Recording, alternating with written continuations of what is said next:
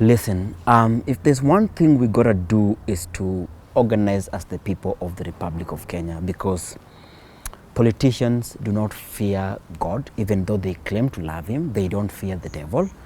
I'm not sure, perhaps they are on the same direction with the devil, and certainly they don't fear hot porridge. But the politicians fear one thing, it is the people.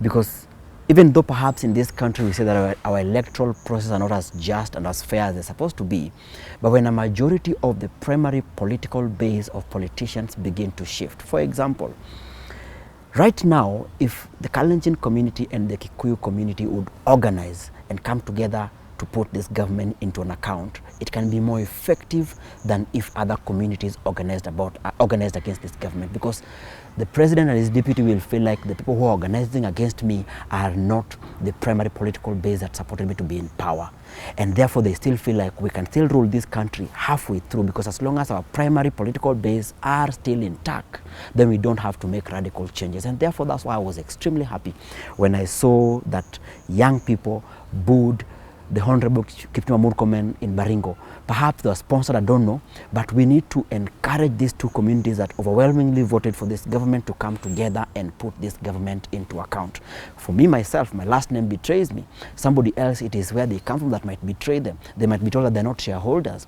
But if we have the communities that overwhelmingly voted for this government, putting them into account, and this is how you put them into account. Speak up.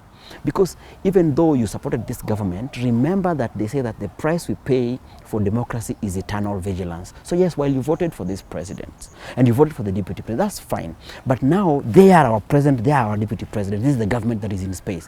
But we can put them to account. We can do petitions to parliament. Talk about taxes, talk about the issues that are affecting you. Recently, the roads were released, and we saw that some parts of this country were getting as high as 53 kilometers of roads, while others were getting zero type of road coverage. We can do petitions. We can use our local leaders to do petition.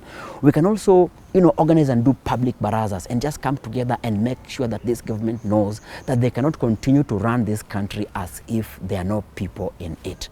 And that, for me, is the agenda that I want to push, and I believe that many Kenyans would follow through and would do that. Adios, and see you till next time. My name is Dennis Odongo. I'm passionate about this country, and I hope that we build a country that works for everybody.